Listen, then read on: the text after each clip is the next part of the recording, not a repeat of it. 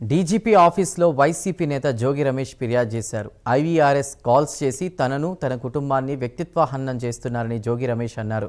తనకు వస్తున్న కాల్స్ నిగ్గు తేల్చాలని డీజీపీ ఆఫీస్కు వెళ్లారు జోగి. ఆయనతో పాటు లేళ్ల అప్పిరెడ్డి, దేవినేని అవినాష్, వెల్లంపల్లి శ్రీనివాస్ ఉన్నారు. అక్రమ మద్యం కేసుతో తనకు ఎటువంటి సంబంధం లేదని అన్నారు. ఇక నార్కో అనాలసిస్ పరీక్షలకైనా తాను సిద్ధమని తెలిపారు. గత వారం రోజులుగా రాష్ట్రంలో ఈ ప్రక్రియ జరుగుతున్న ఈ తంతుని డీజీపీ ఆఫీస్కి వచ్చి ఈరోజు సైబర్ క్రైమ్ కి ఫిర్యాదు చేయడం కూడా జరిగింది. ధైర్యంగా చెప్తా ఉన్నాం, గమ్ముగా చెప్తా ఉన్నాం. ఏదైనా నింద వేయాలంటే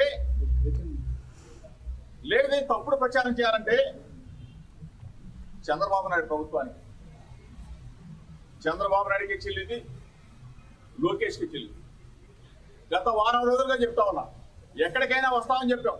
ఈ రోజున ఇటువంటి తప్పుడు ప్రచారం, ఎక్కడో ఐవీఆర్ఎస్ కాల్స్ ఎవరు చేస్తారో తెలీదు, ఏ డిస్ట్రిబ్యూషన్ కమిటీ తెలీదు, ఏ వ్యవస్థ తెలీదు, అన్నింటినీ కూడా చట్టాన్ని తమ చెప్పు చేతలు తీసుకొని నకిలీ కల్తీ మద్యం నా మీద అంటగట్టాలని వైఎస్ఆర్ కాంగ్రెస్ పార్టీని ప్రతిష్టని దిగదార్చాలని చెప్పేసి చూసే ఈ ప్రభుత్వానికి, చంద్రబాబు నాయుడికి, లోకేష్కి చెప్తా ఉన్నాం. దేనికైనా రెడీ, సిద్ధంగా ఉన్నాం. నేను చెప్పిన దానికి ఏ ఒక్కదానికి కూడా ప్రభుత్వం నుంచి, చంద్రబాబు నాయుడు నుంచి కానీ, లోకేష్ నుంచి కానీ ఇంతవరకు స్పందన లేదు.